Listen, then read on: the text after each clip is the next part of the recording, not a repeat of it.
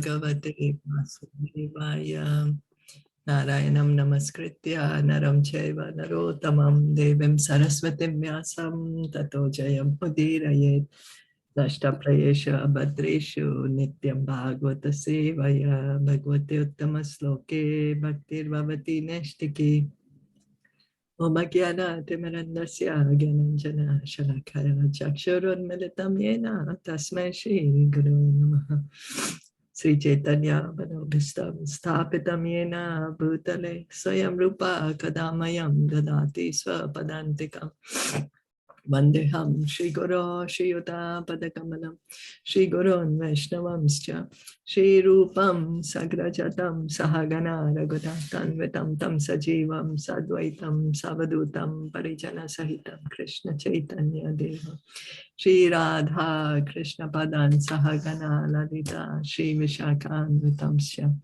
Hey Krishna Karuna Sindhu Dinabandho Jagatpate Gopesha Gopika Kanta Radha Kanta Namastute Tapta Kanchana Gaurangi Radhe Vrindavaneshwari Rishabhani Sati Devi Pranamami Hari Priya Namo Vishnu Padaya Krishna Prestaya Bhutale Srimate Bhaktivedanta Swami Iti Namine Namaste Saraswati Deve Gauravani Pracharine Nirvisesha Shunyavadi Paschatya Shatarine Manchakalpa Tarubhyasya Kripa Sindhu Vaevacha Patitanam Pavanebhyo Vaishnavebhyo Namo Namaha Jai Sri Krishna Chaitanya Prabhu Nityananda Shri Advaita Gadadhara Shri Vasadi Gaura Bhaktavinda Hare Krishna Krishna Krishna Hare Hare Hare Rama Rama Rama Hare Hare. So we continue to read from Srimad Bhagavatam. We are reading from Canto 3, Chapter 9, Text 17, where Brahmaji is offering prayers and speaking to Garbhodaksha Vishnu. Loko vikarma nirataha kushale pramataha.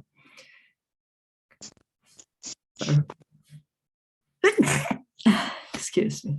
Karmani ayam tvad udite bhavad archane yasta vadasya balavat. Sorry. Iha jivitasam sadya chinati animeshaya namo astu tasmai. People in general all engage in foolish acts, not in the really beneficial activities enunciated directly by you for their guidance. As long as their tendency for foolish work remains powerful, all their plans in the struggle for existence will be cut to pieces. I therefore offer my obeisances unto him who acts as eternal time. So Brahmaji is speaking about the conditioned souls who are here in the material world. So he's speaking about us. People in general are all engaged in senseless work, he's saying. You know, that we have this innate desire just to keep doing something. You know, by nature, we want to keep doing something, but we do not analyze much what's going to be the result of this work. They are systematically unmindful of the real beneficial work, which is the devotional service of the Lord, technically called the Archana regulations. So the Archana regulations are directly instructed by the Lord in the Narada Pancharatra and are strictly followed by the intelligent men who know well that the highest perfectional goal of life is to reach Lord Vishnu, who is the root of the tree called the cosmic manifestation. Now we all want to do some work, but we are not understanding what's the result we will get of the work. Whereas the highest benefit for our own self, what we can get is when we engage in bhakti. We engage in hearing and chanting. That kind of work is going to be the greatest benefit for us.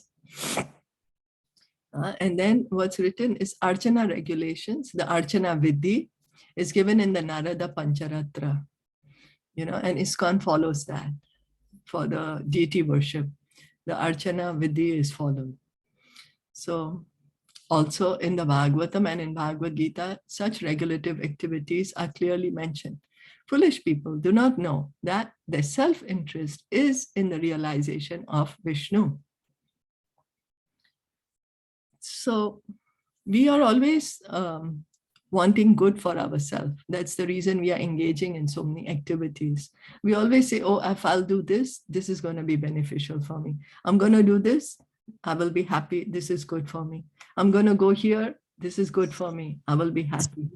But we do not realize that our actual self-interest is devotional service.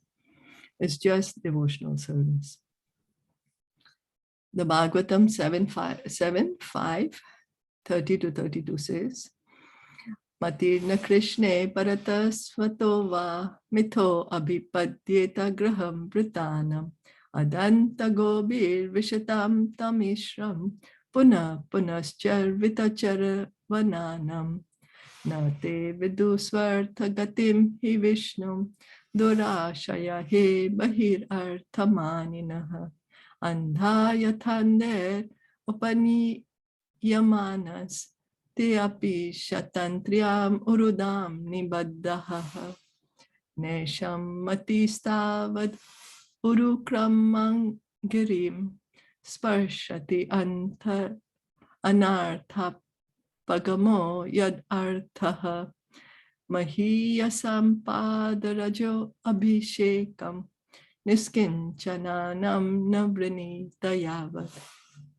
Persons who are determined to totally rot in false material happiness cannot become Krishna-minded, either by instructions from teachers, by self-realization, or by parliamentary discussions. They are dragged by the unbridled senses into the darkest region of ignorance, and thus they madly engage in what is called chewing the chewed. So Prahlad Maharaj speaks this, chewing the chewed. You see, our desire is so strong to be here in the material world. So what we do is, suppose we have a chewing gum and we chew it. And then, I don't know if you all remember, when you're kids, you chew the chewing gum, then you put it under the bench in the school. Then the next morning you come and take the same chewing gum and you start eating, thinking that there will be some juice there. But there's nothing there. We try to get some juice out of it, but there's nothing there. That is this material happiness. We are trying our best to get some juice out of this material world, but they cannot. There isn't any juice. We are looking for it in the wrong place. Only in Krishna consciousness can we find happiness. And the persons who are determined to totally rot in false material happiness. So actually it's just based on our desire. It's our desire. Do we want to continue staying here in the material world, trying to get some taste out of here? We have tried actually, since millions of births, we have been trying to get some juice out of here. But till now, we have not yet found it. And it's our desire, do we want to continue to be here or to get out of here? Because of their foolish activities, they are unaware that the ultimate goal of human life is to achieve Vishnu, the Lord of the cosmic manifestation. And so their struggle for existence is in the wrong direction of material civilization, which is under the external energy. They are led by similar foolish persons, just as one blind man is led by another blind man, and both fall in the ditch. So we can see now to practically the whole human civilization. We are all rushing madly towards economic development, modern civilization, but that's taking us further and further away from the truth. It's entrapping us more and more in the bodily consciousness. It's, what do you say? It's tightening the grip to stay, for us to stay here That, oh yes, I'm the body and I must enjoy as much as I can here. And then we are making so many goals. You know, we have our weekly goals, daily goals, yearly goals, 5-year plan, 10-year plan, retirement plan. But the real goal is Krishna Prema. That's the real goal of human life. Love of God. That is the real goal.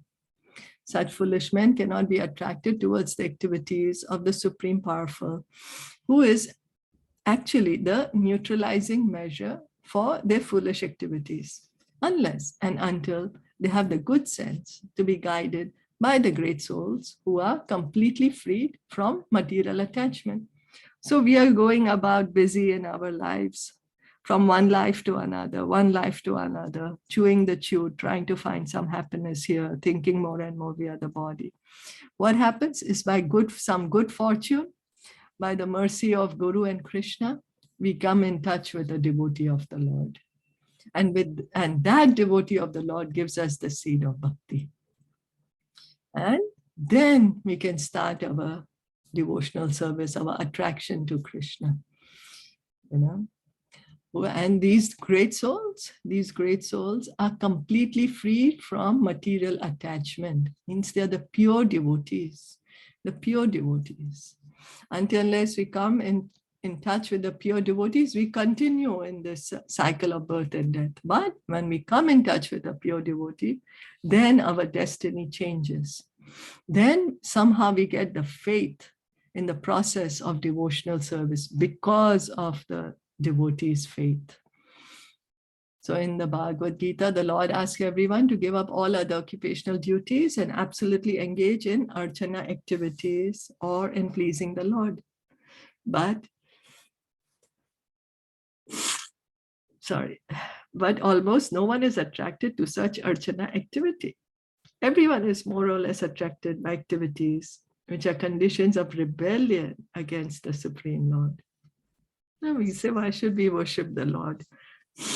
I will worship my Archana. Sorry. So yeah, Archana means it's deity, right? Worship. Archana with deity. But then we should also understand that the deity worship is always accompanied by hearing, chanting. You know, so it's the full Sankirtan process involved. Because when we are worshipping the deity, we will chant Hare Krishna. Otherwise, it's not. Otherwise, deity worship is not complete. And when we are chanting, we will hear it. Right. Yeah. So the whole Sankirtan process, you know. So everyone is more or less attracted by activities which are conditions of rebellion against the Supreme Lord. Yeah, that's the reason we are here. We say, why shall I worship the Lord? Who is he? Why should I glorify him? Everyone should glorify me. You know, what's so great about him? I'm the one, I'm working so hard. I have so much intelligence. I'm sacrificing so much. You know, the victim mentality. Many of us have that. Victim mentality. Oh, people should honor me because I'm sacrificing so much. I'm doing so much. Instead of our focus being on the Supreme Lord, we worship ourselves. So the systems of Gyan and Yoga are also indirectly rebellious acts against the Lord. There is no auspicious activity except Archana of the Lord. Jnana and Yoga are sometimes accepted within the purview of Archana when the ultimate aim is Vishnu and not otherwise. Because Gyan is just trying to get some dry philosophy. So it's not connected with the Lord. Only when we are trying to cultivate knowledge in connection with the Lord, then it is bhakti. You know, otherwise it is also rebellion that I can do it myself. Who is the Lord? I'm the Lord myself. Aham Brahmasmi, I am Brahman. And yoga is also trying to get the yoga ashta siddhis, you know, to get the mystic power. I'm so powerful, I can enjoy here more and more. So all these are acts of rebellion. The conclusion is that only the devotees of the Lord are bona fide human beings eligible for salvation. Yeah. Now, they are being only the devotees are called bona fide human beings. Means Bhagavatam is saying the others are not even human beings. Why? Because they've not come to the point of what the reason we have been given this human body. The reason we have been given this human body is for us to reestablish our relationship with the Lord. That's the reason we have been given this human body. That's the function for this human body. Others are mainly struggling for existence without any actual benefit. So we love to stay here in the material world. We have been here since millions and millions of births. But we don't realize it's actually a struggle to be here. You know, it's any endeavor we do, we don't know if it's going to come out as the result as we want, or or the result will be something else. The anxiety is there. And then even if we get that result, we don't know how long it is going to stay, because material nature keeps changing. So we are always fearful. So anxiety and fear is there. We are always struggling here, but we do not realize that. And we are so attached still to continue doing this. That's why Prahlad Maharaj is giving the term chewing the chewed. He's saying we are trying to chew the chewed, you know. And when the more we engage in bhakti, the more we hear and chant, what will happen is our desire to be here in the material world to that degree will lessen, and our attachment to the spiritual will keep on increasing. Is that okay? Yeah. Yes. Any comments? Any reflections? No, all good. I just have one question. You mentioned Narad Pancharatra, right? So what is a Pancharatra? Like, you know, there are these different sections of the Vedas. Okay. Like there's the Tantras and the, you know, different sections which deal with the different things. Okay. So in the Narad Pancharatra deals with the deity worship of the Lord. Okay. How to worship the Lord. So there are also other Pancharatras or only Narad Pancharatra? I'm not sure. Okay. Because actually when we were reading the first canto yesterday, in the 5th chapter, the last verse also mentioned the Pancharatra says.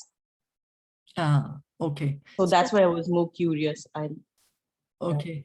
I know that Srila Prabhupada, he said the deity worship according to the standards mentioned in Narad Pancharatra. You know, that's the Vidhi. Okay. Yeah. Thank you.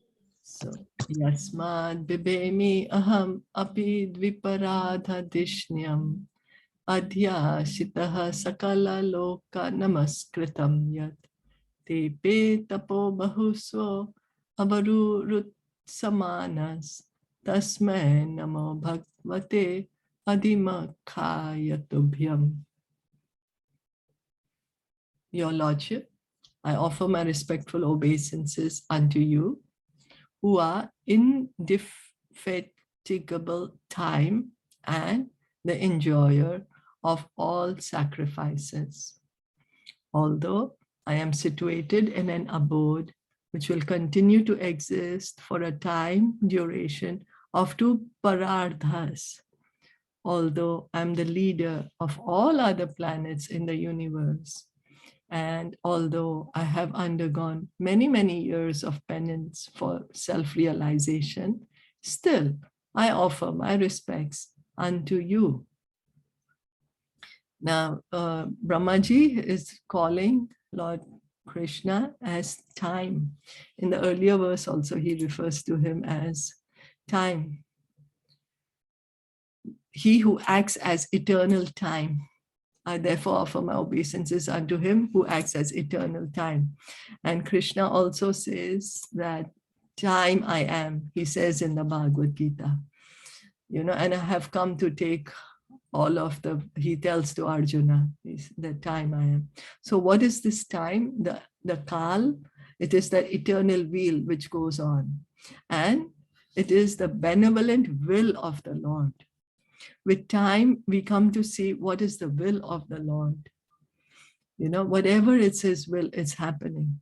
And then, but his will is not some sadistic will. It's the most benevolent will.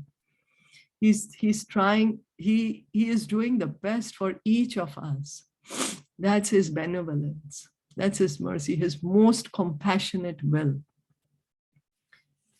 So Brahma is the greatest personality in the universe because he has the longest duration of life.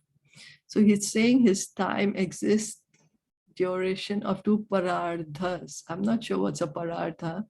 Up to the limit of 4,300,000,000 times 2 times 30 times 12 times 100 solar years. Okay. So this is the 2 parardhas. We can do the calculation ourselves. 4,300,000,000 times 2 times 30 times 12 times 100 solar years. And that's a really long time. So it might be the day. That's his 100 years, no? This is 100 years of Brahma from our calculation. So he lives for a long, long time. He is the most, but for him, it's just 100 years. From our calculation, this is like this, 4.3 billion into 2, because 4,300,000,000 is 12 hours, 1 day of Brahma. Then into 2 means 1 day and then 1 night. Okay, and then 30 such days make 1 month. Okay, and then 12 such months make 1 year. And then he lives for 100 years. So that's the reason. That's how this calculation is given. So this is his 100 years. But he's living such a long, long time. Longest he can live. He's the highest person in this universe. Yet, and he's the most respectable personality because of his penance, influence, prestige, etc. And still he has to offer his respectful obeisances unto the Lord. Therefore, it is incumbent upon all others who are far, far below the standard of Brahma to do as he did and offer respects as a matter of duty. So Brahmaji is setting the example.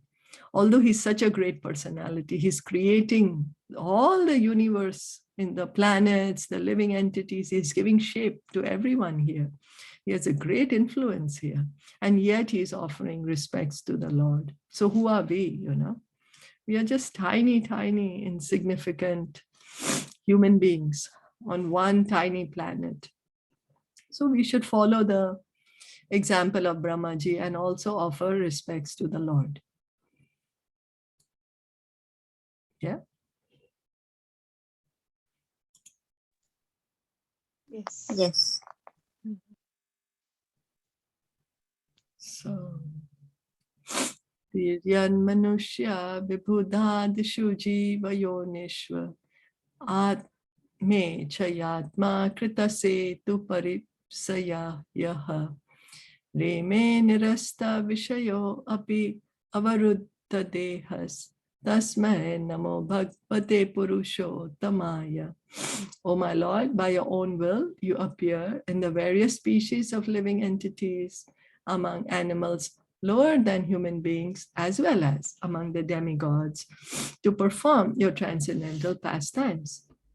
You are not affected by material contamination. You come just to fulfill the obligation of your own principles of religion. And therefore, O Supreme Personality, I offer my obeisances unto you for manifesting such different forms. The Lord's incarnations in different species of life are all transcendental. He appears as a human being in his incarnations of Krishna, Rama, etc. But he is not a human being. Anyone who mistakes him for an ordinary human being is certainly not very intelligent, as confirmed in Bhagavad Gita 9.11. Avajananti mam muda manushim tanum ashritam.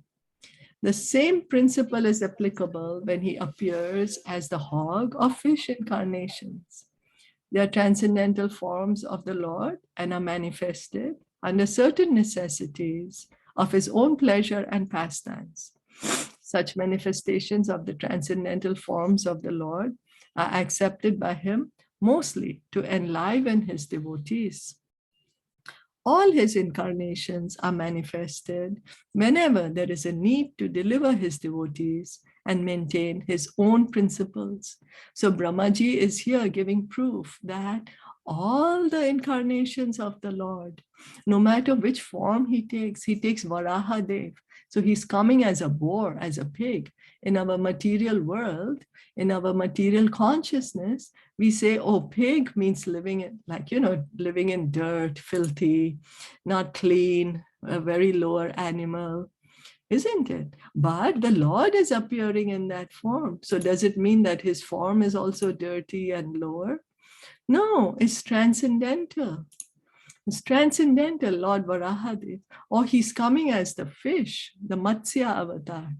So does it mean that he is like just an ordinary fish, a low aquatic fish?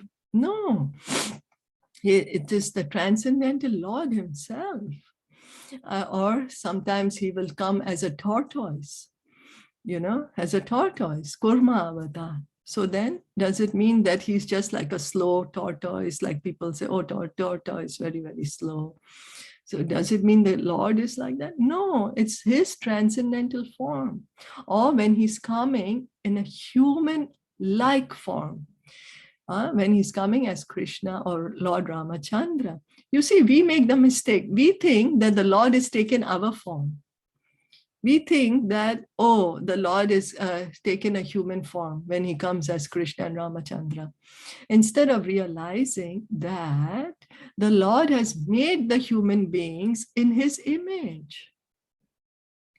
That is the Lord's form of Lord Ramachandra, Lord Krishna. That is his form. He has made us human beings in his image.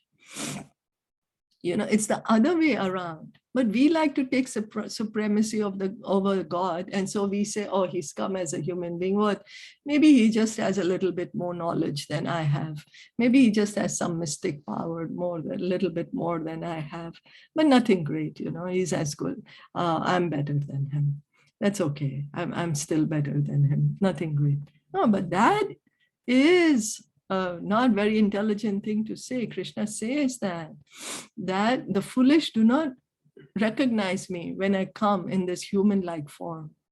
He's the Supreme Lord himself, and his activities are not under the laws of karma. It's not that he's forced to act in a certain way. No, he chooses how to act. He chooses to appear.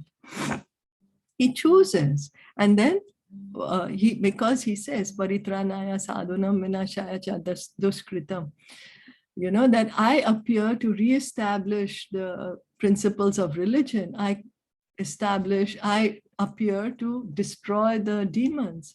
I appear to protect the pious. So for these reasons, he comes, and he comes in different species of life, different species. We know only of a few incarnations, but Krishna's incarnations are unlimited. They say as many waves in the ocean, like that, his incarnations come and go. It's impossible for us to know all his incarnations. He has unlimited incarnations. And then he comes in different species. One, to fulfill the purpose of what he's saying, to deliver his devotees and maintain own principles, and also to attract the hearts, to attract our hearts, to tell us, come back home, come back to me. Don't waste your time here. So that's his compassion, that's his mercy. Is that okay? Yeah. Any comments or questions or anything to add? No, all good. We'll stop here for today. Yeah? Srimad Bhagavatam ki jai, Shla Prabhupada ki jai, Gaura Premanande. Hare Hare Bol, Hare Krishna. Thank you, Shilpa ji. Hare Krishna. Thank you so much for joining.